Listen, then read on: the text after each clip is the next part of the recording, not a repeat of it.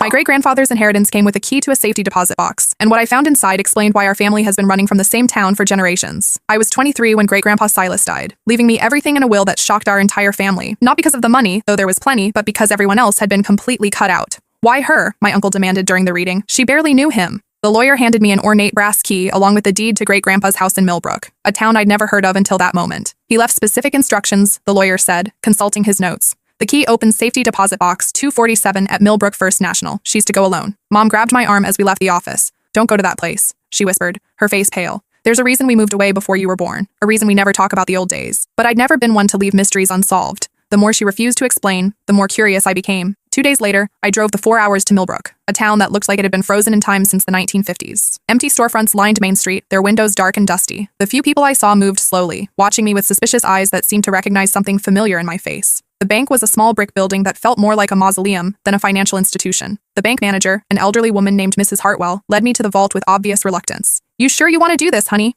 she asked, her voice strange and strained. "Some boxes are better left unopened. Some family secrets are kept secret for good reason." Inside box 247, I found 3 things that made my blood run cold. A stack of yellowed newspaper clippings bound with string, a leather journal filled with my great-grandfather's careful handwriting, and a faded photograph of a young woman who looked exactly like me. Same dark hair, same green eyes, same stubborn jawline. The newspaper headlines told a story I wasn't prepared for. Local girl vanishes during Harvest Festival. Search continues, 1953. Second missing. Girl found. Dead near Mill Pond. Police baffled. 1954. Mysterious deaths continue. Families fleeing town. 1955. Mill Pond drained after 4th death. Officials claim accident. 1955. But it was the journal entry dated October 31st, 1955 that made my hands shake so violently I nearly dropped the pages. They know what I saw that night. The thing that comes for our women, one by one, wearing their faces afterward. It's been feeding on us for generations, and we've been too afraid to fight back. I've kept quiet for 20 years, but it's getting stronger. The families who know the truth are leaving Millbrook tonight, but it follows us wherever we go. It can smell the bloodline. The only way to stop it is to... The entry ended mid-sentence. The next page had been torn out, leaving only ragged edges. Mrs. Hartwell was watching me when I emerged from the vault, her eyes filled with something that looked like pity mixed with fear. "You found it, didn't you?" she asked quietly, glancing around the empty bank as if something might be listening.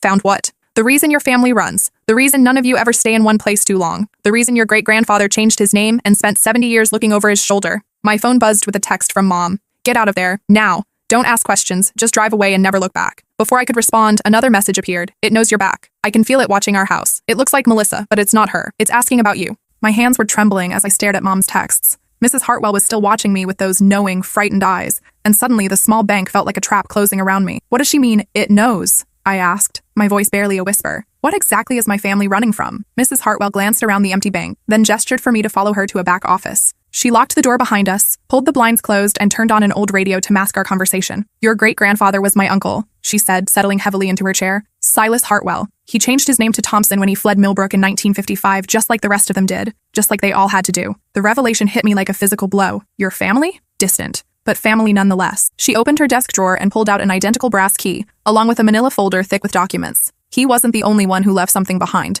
and he wasn't the only one who knew the truth. The story Mrs. Hartwell told me over the next hour defied everything I thought I knew about the world and about my own family's carefully hidden history. It started in 1953 during Millbrook's annual Harvest Festival, a celebration that had been held every October 31st for over a century. The festival drew families from neighboring towns to enjoy food, games, and the traditional bonfire that marked the end of autumn and the beginning of the dark months. That year, something changed. Something woke up. The first girl to disappear was Rebecca Morrison, Mrs. Hartwell explained, spreading additional newspaper clippings across her desk. 17 years old, engaged to be married to your great-grandfather. She vanished from the festival grounds sometime after midnight. They found her dress by the old mill pond, but no body. 3 days later, Rebecca returned home. Her family was overjoyed, Mrs. Hartwell continued, her voice dropping to barely above a whisper. Rebecca claimed she'd gotten lost in the woods, survived on berries and stream water. She seemed perfectly fine, just a little quiet, a little different. But within a week, Rebecca's younger sister had gone missing, then Rebecca's mother, then her aunt. One by one, the women in Rebecca's family started disappearing, Mrs. Hartwell said. And one by one, they'd come back a few days later with the same story. Lost in the woods, survived on their own, just a little different each time. The journal entries revealed what my great-grandfather had witnessed that Halloween night in 1953. He'd been 17, working late at his father's lumber mill, when he heard screaming from the direction of the festival grounds. I ran toward the sound, he'd written in his careful script. Found Rebecca by the mill pond, but she wasn't alone. Something was with her. Something that looked like her, but wrong. Its face kept shifting, like water disturbed by stones. When it saw me watching, it smiled with Rebecca's mouth but too many teeth. It spoke with her voice, but the words were backwards, inside out, like someone trying to speak a language they'd only heard in nightmares. By 1955, a third of Millbrook's female population had gone through the same terrifying cycle. Disappearance, return, and the gradual contamination of their families. The men started noticing the changes first. Wives who no longer cooked their favorite meals, but instead prepared dishes that smelled like rotting flowers. Daughters who stared too long at their own reflections, sometimes for hours at a time. Mothers who spoke in whispers about places that didn't exist, and people who had never been born. Your great-grandfather wasn't the only one who saw it, Mrs. Hartwell explained. There were maybe a dozen families who knew the truth. They started meeting in secret, trying to figure out what to do. Some wanted to fight it. Others wanted to expose it to the authorities. But in the end, they chose survival. The torn page from the journal, it turned out, hadn't been lost. Mrs. Hartwell produced it from her desk, the final entry that revealed my great-grandfather's desperate plan. The only way to stop it is to starve it, the entry continued. It feeds on family connections, on the bonds between mothers and daughters, sisters and aunts, grandmothers and granddaughters. When it takes a woman, it uses her face and her memories to lure the others. But if the families scatter, if we break those connections and never speak of this place again, maybe it can't follow us all. Maybe it will go dormant, waiting for someone to return and wake it up again. The plan was both simple and heartbreaking. The families who knew the truth would leave Millbrook forever on the same night, splitting up and moving to different states under new names. They would avoid staying in one place too long, never speak of Millbrook or what they'd witnessed, and most importantly, they would never allow their daughters to learn about their true heritage until it was absolutely necessary. For 70 years, it worked, Mrs. Hartwell said. The families scattered like seeds in the wind. The creature had no one left to feed on. Millbrook became a dying town, forgotten by the outside world. Tourist maps stopped including us. GPS systems started routing people around us instead of through us. We became invisible. But you stayed, I pointed out. Her smile was infinitely sad. Someone had to watch. Someone had to make sure it didn't spread beyond Millbrook's borders. And for decades, it seemed dormant, sleeping. The mill pond grew stagnant, then dried up entirely. The old festival grounds became overgrown with weeds. We thought maybe it had finally died. Until what? Until your cousin Melissa came back 3 months ago. My blood turned to ice. Melissa was my mom's niece, barely 22 and always the adventurous type. Last I'd heard from the family, she was backpacking across Europe, sending postcards from Prague and Vienna. She showed up at the bank asking about the same safety deposit box, Mrs. Hartwell continued. Said she'd inherited a key from her grandmother and was curious about her family history. I tried to warn her, told her some family secrets were kept secret for good reason, but she wouldn't listen, thought it was just small-town superstition and old-fashioned thinking. What happened to her? Mrs. Hartwell's expression grew grim. She checked into the Sleepy Inn on Main Street. 3 nights later, she disappeared from a locked room on the 2nd floor, vanished sometime between midnight and dawn. They found her clothes folded neatly on the bed, her passport and money untouched, but no sign of struggle, no sign of how she could have left without being seen. And she came back 2 days later, walked into the diner on Main Street like nothing had happened, said she'd gone for a hike in the state forest and gotten lost, had to sleep under the stars. Seemed perfectly fine, just a little different. The familiar pattern was starting again, but this time with a modern twist that made it even more terrifying. Over the past month, 3 more women had gone missing from Millbrook, all tourists or newcomers who had no connection to the original families. A college student researching local folklore for her thesis, a travel blogger documenting forgotten American towns, a genealogist tracing her own family history. They'd all returned with variations of the same story, the same subtle wrongness that the old-timers remembered from 70 years ago. It's feeding again, Mrs. Hartwell said. Learning, adapting, and now that you're here, now that it knows there are more of the original bloodlines out there, it's going to start hunting in earnest. My phone had been buzzing constantly with messages from Mom, each one more frantic than the last. When I finally checked them all, my hands started shaking. Leave now. Don't go to the house. Don't trust anyone who looks familiar. It knows you're there. I can feel it watching. The same feeling from when I was a child. Please, baby. Just drive away and don't look back. Forget about the inheritance. Something's wrong with Melissa. She's here, but she's not here. She keeps asking about you. It's at the door now. It looks like you, but older. It says it's your sister, but you don't have a sister. The final message was a photo that made my stomach lurch. It showed my mom's front door, taken from inside the house. But reflected in the door's glass panel was a face that looked exactly like mine, down to the last detail, except for the eyes. The eyes were completely black, like pools of oil, and the smile was stretched too wide across features that were somehow both familiar and utterly alien. I have to go home, I said, standing so quickly I knocked over my chair. My mom is in danger. You can't, Mrs. Hartwell said firmly, grabbing my wrist with surprising strength. The moment you leave Millbrook, it'll be able to track you. It'll follow you like a bloodhound, and it'll know exactly where to find every member of your family, every connection, every relationship, every person who shares even a drop of your blood. Then what am I supposed to do? Let it kill my mom? Mrs. Hartwell released my wrist and walked to an old filing cabinet, pulling out a folder even thicker than the first one. There might be another way. Your great-grandfather and the others, they didn't just run blindly. They spent 2 years researching, planning, looking for a permanent solution. They left detailed instructions, a way to fight back if it ever woke up again. The folder contained hand-drawn maps of Millbrook dating back to its founding, architectural diagrams of the old mill and surrounding buildings, and pages upon pages of research about local folklore, indigenous legends, and the town's hidden history. According to the documents, the creature wasn't native to Millbrook. It had been deliberately summoned and bound to the area. The town's founder, Josiah Millbrook, was more than just a businessman, Mrs. Hartwell explained. He was an occultist, a student of what he called practical spiritualism. He claimed he could summon a protective spirit to guard the town from raiders, wild animals, and hostile native tribes. What he actually summoned was something from a place between dimensions, something that fed on human connections and family bonds. The ritual that bound the creature to Millbrook was performed at the Mill Pond on Halloween night 1847. For over a century, it had remained relatively dormant, sustained by small offerings during the annual harvest festival,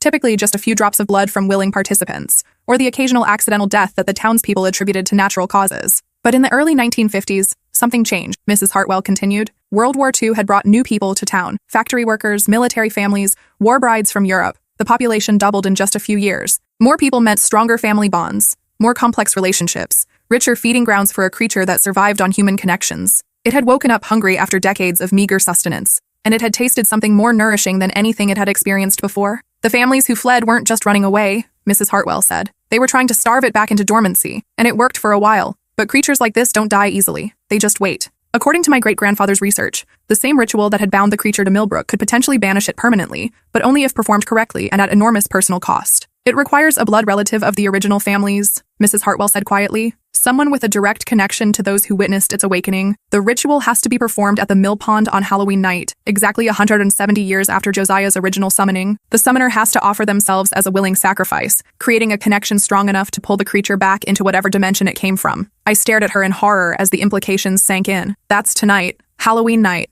and you're saying I'm the only one who can do it? Yes. And according to the research, you're also the only one left who carries enough of the original bloodline to make it work. The weight of generations settled on my shoulders like a physical burden. Every family that had fled Millbrook, every life that had been disrupted, every connection that had been severed to keep this thing contained. It all led to this moment. To me, standing in a bank vault in a dying town, holding the key to ending a nightmare that had lasted for over a century. What exactly does the ritual involve? I asked, though I was afraid to hear the answer. Mrs. Hartwell opened the journal to a page I hadn't seen before, written in a different hand, shakier, more desperate. This was written by Josiah Millbrook himself, shortly before his death in 1848. He realized what he'd done, what he'd brought into the world. He spent his final year trying to find a way to undo it. The ritual was horrifyingly simple in its requirements, though the execution would be anything but easy. At the stroke of midnight on Halloween, a blood descendant of the original witnessing families had to enter the mill pond, which would need to be filled with water again, and offer themselves as a willing sacrifice. The creature, drawn by the strongest family connection it had ever encountered, would be pulled back into the void between dimensions. But the person performing the ritual, I began, doesn't survive. Mrs. Hartwell finished quietly. The connection works both ways. When the creature is banished, it takes the summoner with it. The sacrifice has to be complete, willing, and irreversible. I thought about my mom, probably barricaded in her house while something wearing my face tried to convince her to open the door. I thought about all the families who had spent 70 years running, never able to settle down, never able to feel truly safe, always looking over their shoulders for signs that the nightmare had found them again. There has to be another way, I said desperately. Some loophole, some alternative that doesn't require me to die. Mrs. Hartwell shook her head sadly. Your great-grandfather spent decades looking for alternatives. He consulted with historians, anthropologists, even other occultists. This is the only way to stop it permanently. Any other approach just risks making it stronger. My phone rang, the sound sharp and startling in the quiet office. Mom's number. I answered with trembling fingers. Hello, sweetheart. The voice was perfect. Mom's exact tone, her familiar warmth and affection, but something was subtly wrong, like a song played just slightly off-key. Mom, I'm so glad you called. I was worried about you driving all that way to that awful old town. But I have wonderful news. Melissa is here visiting. She's been telling me the most interesting stories about Millbrook and our family history. Did you know we used to live there? Put Mom on the phone, I said, my voice steady despite the terror coursing through me. A pause that lasted just a fraction too long. Then laughter that sounded almost but not quite human. Oh, darling, I am your mother. Don't you recognize my voice? Don't you trust me? If you're really my mom, tell me what you used to call me when I was scared of thunderstorms. Another pause. Sweetheart? I called you sweetheart. That was wrong. Mom used to call me her brave little storm watcher and would sit with me by the window, pointing out the different types of lightning. It was a specific private memory that only the real mom would know. I'm coming home, I said into the phone. No need. The thing wearing my mother's voice replied, and now I could hear the wrongness more clearly. Too smooth, too controlled, like someone reading from a script. I'm coming to you. We're all coming to you. The whole family wants to have a reunion in Millbrook. Isn't that wonderful? We can all be together again, just like the old days. The line went dead. Mrs. Hartwell was watching me with grim understanding. It's bringing them here, I said. It's bringing all of them here. She nodded. It's learned from last time. Instead of letting the families scatter again, it's going to gather them all in one place. Feed on all the connections at once. Build up enough strength to spread beyond Millbrook's borders. Through the bank's front window, I could see cars pulling into the town square. More vehicles than Millbrook had probably seen in decades. Even from a distance, I could make out familiar faces stepping out of the cars. My Aunt Patricia, my cousins David and Michelle, family members I hadn't seen in years. They all moved with the same strange, synchronized gait, their heads turning in unison toward the bank like flowers following the sun. They're not really your family anymore, Mrs. Hartwell said gently. Whatever that thing is, it's wearing their faces, using their memories and personalities like masks. But the people you love, the real people, are gone. I watched my Uncle Richard get out of his car and smile at me through the window. His smile was too wide, stretching his face in ways that shouldn't have been possible, and his eyes reflected the streetlight like an animal's. How long? I asked. How long has it been taking them? Based on what I've observed, probably months. It started with Melissa, used her connections to find the others. Your aunt first, then your uncle, then your cousins. Each one led it to the next branch of the family tree. More cars were arriving in the town square. I counted at least 15 people who looked like family members, all standing perfectly still in the gathering dusk, all staring at the bank with identical smiles that never wavered. The mill pond, I said, turning away from the window. You said it dried up. How am I supposed to perform a water ritual without water? Mrs. Hartwell led me to a large map of Millbrook mounted on her office wall. There's an underground spring that feeds the pond. Your great-grandfather's notes include instructions for reopening it. The mechanism is hidden in the old mill building, a series of floodgates that were installed when they tried to drain the pond in 1955. She traced a route with her finger from the bank to the mill pond, avoiding the main streets where my possessed family members were gathering. Follow the alley to Elm Street, then cut through the cemetery to reach Mill Road. The mill building is about a quarter mile past the pond. There's a basement level where they used to store grain. The floodgate controls are down there. What about you? I asked. What happens to you when this is all over? I'll stay here, she said simply. Try to keep them distracted as long as possible. Give you time to reach the mill and prepare the ritual site. She pressed an old brass locket into my hand. This belonged to your great-grandfather. He said it might help focus the ritual energy. The locket was warm to the touch, almost hot. When I opened it, I found a small photograph of the same woman from the safety deposit box, Rebecca Morrison, along with a lock of dark hair that looked remarkably like my own. She was the first victim, Mrs. Hartwell said quietly, but also the key to everything. Rebecca Morrison was your great-great-grandmother. The creature didn't choose your family randomly. You're connected to its very first kill.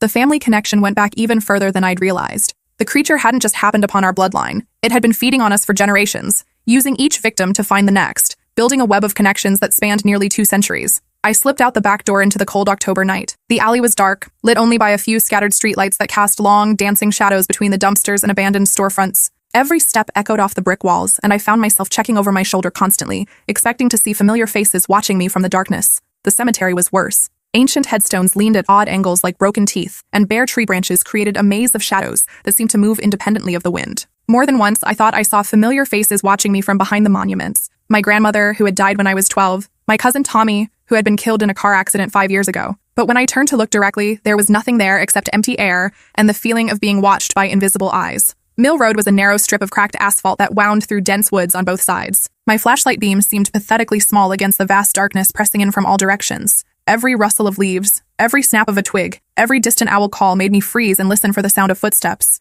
I was halfway to the mill pond when I heard them behind me, the synchronized footsteps of at least a dozen people walking in perfect unison. They weren't trying to be quiet. They wanted me to know they were coming, wanted me to feel the pressure of their approach like a storm front moving in. The old mill building appeared first in my flashlight beam, a hulking structure of rotted wood and rusted metal that had been abandoned for decades. Beyond it, I could see the depression where the mill pond used to be, a perfectly circular basin about 50 feet across, now filled with nothing but dead leaves and broken branches. According to my phone, it was 11:15 p.m., 45 minutes until Halloween officially began, and with it, my only chance to end this nightmare permanently. I broke into a run toward the mill building. The basement was exactly where Mrs. Hartwell had said it would be, accessible through a door that hung open on broken hinges. My flashlight revealed a stone-walled chamber filled with the remnants of old machinery, grain storage bins, conveyor belts, and in the far corner, a series of metal wheels and levers that looked like they controlled some kind of hydraulic system. The floodgate mechanism was more complex than I'd expected, but my great-grandfather's notes were detailed and precise. I had to turn 3 different wheels in a specific sequence, then pull a large lever that would open the underground channels connecting the mill pond to its natural spring source.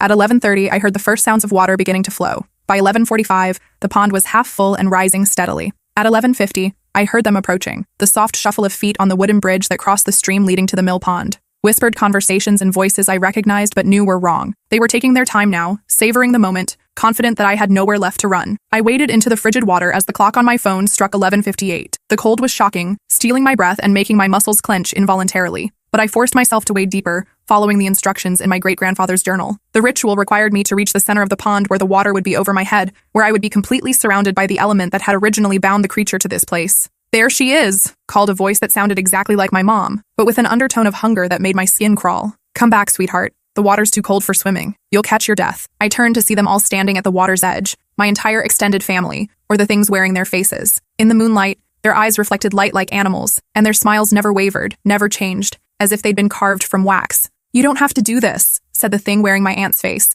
"We can all be together now. One big, happy family. Isn't that what you've always wanted?" 11:59. I took a deep breath and dove beneath the surface, clutching the locket in my fist. The water was darker than anything I'd ever experienced. A darkness that seemed to have weight and substance, pressing against me from all sides. but I could feel the locket in my hand growing warmer, almost burning against my palm, and somehow I knew that Rebecca Morrison was with me, guiding me through the final moments. At exactly midnight, I opened the locket underwater and spoke the words my great-grandfather had written, letting the water carry my voice into whatever dimension lay beyond our reality. By blood and bone, by water and will, I call you back to the darkness from whence you came. Take me in place of all the others. Let the families be free. The water around me began to glow with a sickly green light, and suddenly I wasn't alone in the pond. The creature was there with me, but this time I could see its true form, not the stolen faces it wore above the surface, but what it really was underneath. It was vast and ancient, a writhing mass of shadows and hunger that had been feeding on human connections for longer than my family had existed. All the women it had taken over the decades were still there, trapped within its form, their faces shifting and blending like smoke in the wind. It spoke without words,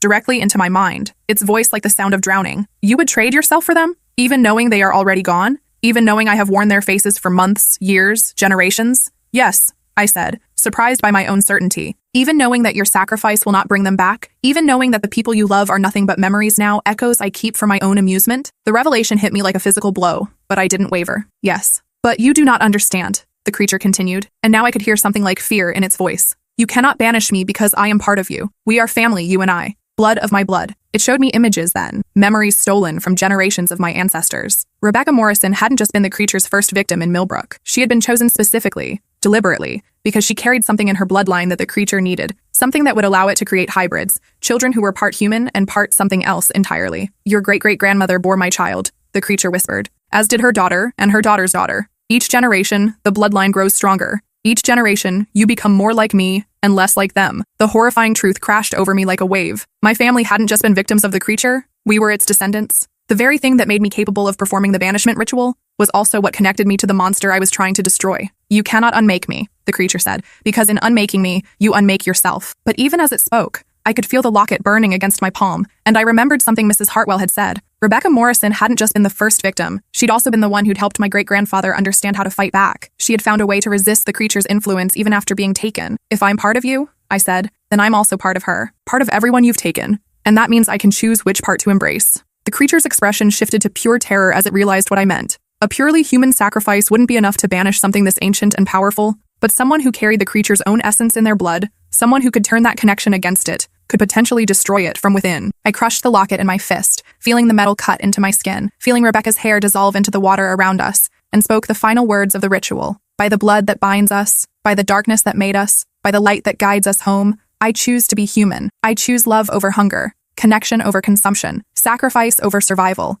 I reject what you are, and I embrace what they were. The creature's scream was like the sound of reality tearing apart at the seam. The water around us began to boil, and I could feel myself being pulled in two directions. Part of me drawn toward the void where the creature was disappearing. Part of me anchored to the world by every human connection I'd ever made. Every moment of love and loss and hope that had shaped me into who I was. The last thing I saw before the pond exploded in blinding light was Rebecca Morrison's face. Not stolen or twisted or corrupted, but free and grateful and proud. She mouthed the word, "Thank you," before dissolving into starlight, and I felt every woman the creature had ever taken flowing me and past me, finally able to move on to whatever came next. When I woke up, I was lying on the shore of what had once been the mill pond. The water was gone, not drained, but somehow transformed back into ordinary earth as if there had never been any water there at all. The sun was rising, painting the sky in shades of pink and gold, and for the first time in my life, I felt completely, utterly alone. But it was a good kind of alone. A free kind of alone. Mrs. Hartwell found me there an hour later, wrapped me in a blanket, and drove me back to town in comfortable silence. The cars were gone from the town square, and when I called my mom's phone, it went straight to a number that was no longer in service.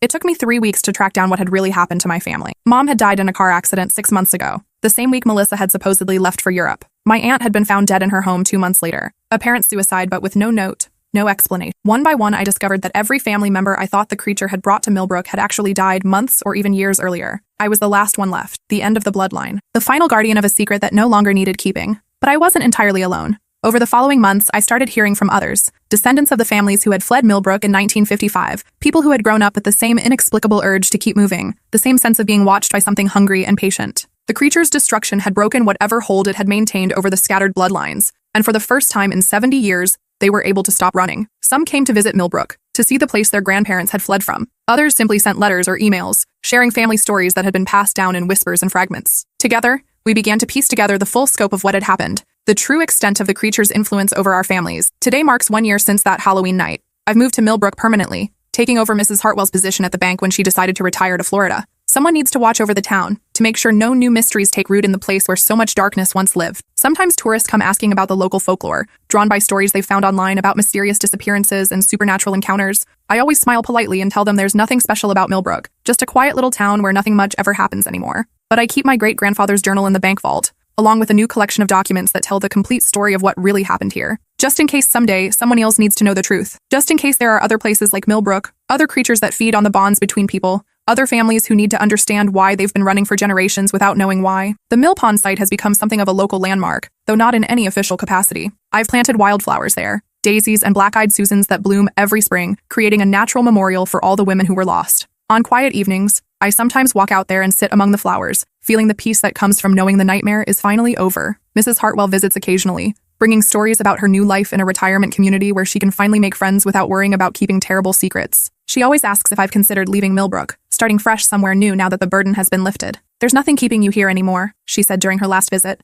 You could go anywhere, be anyone, live a normal life. But I've grown to love this quiet town with its empty storefronts and friendly residents who wave at me from their porches. Millbrook is healing, slowly but surely. New businesses are starting to open. A coffee shop, a used bookstore, a small art gallery run by a woman who moved here from the city seeking a simpler life. The GPS systems have started including us in their routes again, and occasionally we even get tourists who aren't looking for ghost stories or local legends. I've started dating someone, a man named Daniel, who moved to Millbrook to teach at the elementary school. He knows I'm a local historian of sorts, that I'm passionate about preserving the town's heritage and making sure important stories don't get lost. He doesn't know the specific details of what I'm preserving, and maybe someday I'll tell him, or maybe I won't. It's nice to have a relationship that's just normal, uncomplicated by ancient curses or family obligations. The bank vault has become my private archive. In addition to my great-grandfather's journal, I've collected oral histories from the descendants of the fleeing families, old photographs of Millbrook from before the Troubles began, and detailed records of the creature's activities spanning from 1847 to the present day. It's a complete account of one of America's strangest and most well-hidden supernatural incidents, documented with the thoroughness of someone who understands that truth is often stranger and more terrible than fiction. Every Halloween, I hold a small private ceremony at the Mill Pond site.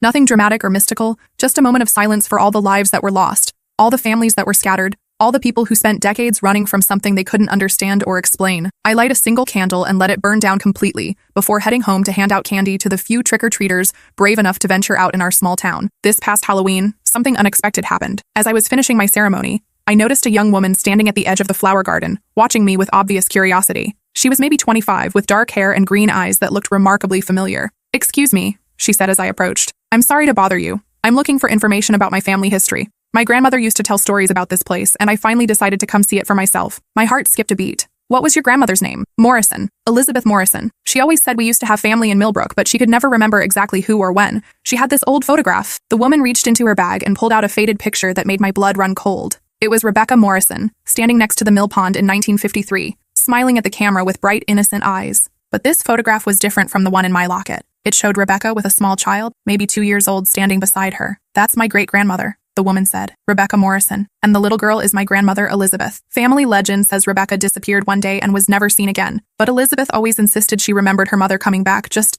different somehow. I stared at the photograph, my mind racing. If Elizabeth Morrison had been Rebecca's daughter, and this woman was Elizabeth's granddaughter, then... "What's your name?" I asked. "Anna Morrison Chen. I kept my maiden name when I got married. I'm a genealogist. I specialize in helping people trace family histories that have gaps or inconsistencies." A descendant of Rebecca Morrison, the creature's first victim, had returned to Millbrook 70 years after her family fled. But this wasn't a supernatural occurrence or a sign that the nightmare was starting again. This was just a normal woman doing normal genealogical research, drawn by perfectly human curiosity about her family's past. "I might be able to help you," I said carefully. "I'm something of a local historian. I have records about the Morrison family and what happened to them here." Over coffee at the new cafe on Main Street, I shared what I could. The truth about Rebecca's disappearance and death, the tragedy that had driven her family from Millbrook, the decades of silence that had followed. I didn't mention creatures or supernatural influences, framing it instead as a case of serial killings that had been covered up by local authorities to protect the town's reputation. Anna listened with the careful attention of someone accustomed to hearing difficult family truths. "That explains so much," she said when I finished. "Why my grandmother always seemed sad when she talked about this place. Why our family never stayed anywhere very long when she was growing up. She used to say she felt like something was always following them, but I thought it was just trauma from losing her mother so young." "It was trauma," I said. "But sometimes the effects of trauma can last for generations, especially when families don't talk about what happened." Anna spent 3 days in Millbrook, visiting the cemetery where other Morrison family members were buried, taking photographs of locations her grandmother had described in her few stories about the town, and slowly piecing together a family history that had been fragmented by tragedy and fear. On her last day, she stopped by the bank to thank me for my help. I know there's more to the story than what you've told me, she said with a knowing smile. I've been researching local folklore long enough to recognize when someone is editing for content, but I also understand that some family secrets are kept secret for good reasons. She handed me a business card. If you ever decide there are parts of the story that should be preserved more formally, I work with several historical societies that specialize in documenting small-town mysteries. No sensationalism, no exploitation, just careful, respectful preservation of important local history. After Anna left, I spent a long time thinking about what she'd said. For over a year, I'd been keeping the truth about Millbrook locked away in the bank vault, treating it like a dangerous secret that needed to be hidden from the world. But maybe there was value in sharing at least part of the story. Not the supernatural elements that would attract ghost hunters and thrill seekers, but the human elements that might help other families understand their own histories of displacement and loss. I've started writing a book. Nothing dramatic or sensational, just a careful, academic account of how a series of unexplained disappearances in the 1950s led to the mass exodus of several families from a small American town. I'm framing it as a case study in how trauma can affect multiple generations, how families can be shaped by events they don't fully understand or remember. The supernatural elements will remain safely locked in the bank vault, but the human story, the story of families who spent decades running from something they couldn't name, deserves to be told. There might be other Anna Morrison Chens out there, other descendants of the scattered families who are searching for answers about why their grandparents were so afraid, why their families never felt safe staying in one place for very long. Daniel has been helping me with the research, tracking down historical records, and conducting interviews with elderly residents who remember the events of the 1950s. He's a good researcher and an even better listener, able to get people to share memories they've kept buried for decades. He still doesn't know the full truth about what I'm really documenting, but his enthusiasm for preserving local history has been invaluable. You know, he said to me last week as we worked through a stack of old newspaper clippings, this story could be important beyond just Millbrook. There are probably dozens of small towns across America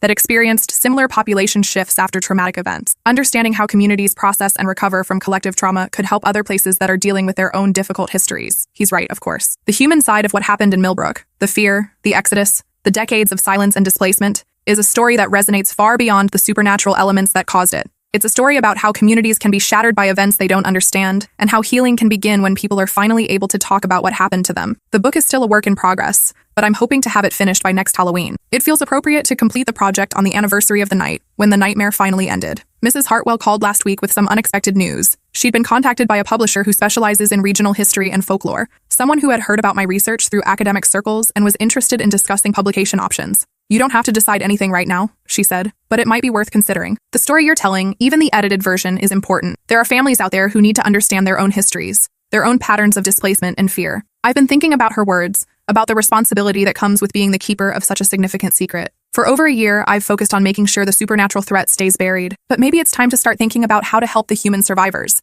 the descendants of the scattered families who are still carrying the psychological scars of their ancestors' trauma. Tomorrow is Halloween again, and I'll perform my usual ceremony at the Mill Pond site. But this year, I think I'll also say a prayer for all the families who are still out there, still running from shadows they don't understand, still carrying the weight of their grandparents' fears. The creature is gone, destroyed completely in that final confrontation. I'm certain of that in a way that goes beyond rational understanding. I can feel its absence like a missing tooth, a space where something terrible used to live. But the human cost of its century-long presence in our world will take much longer to heal. Some inheritances are money, some are property. Mine was a responsibility that cost me everything and everyone I loved, but also gave me the chance to break a cycle of fear and displacement that had affected hundreds of families for multiple generations. I can live with that trade. More than that, I'm proud of it. Tonight, when I light my candle at the Mill Pond site, I'll think about Rebecca Morrison and all the other women who were lost. But I'll also think about Anna Morrison Chen and all the other descendants who are finally free to live normal lives, to put down roots, to build connections without fear. The nightmare is over, the healing has begun, and somewhere in the darkness between what was and what might be, I think Rebecca Morrison is smiling.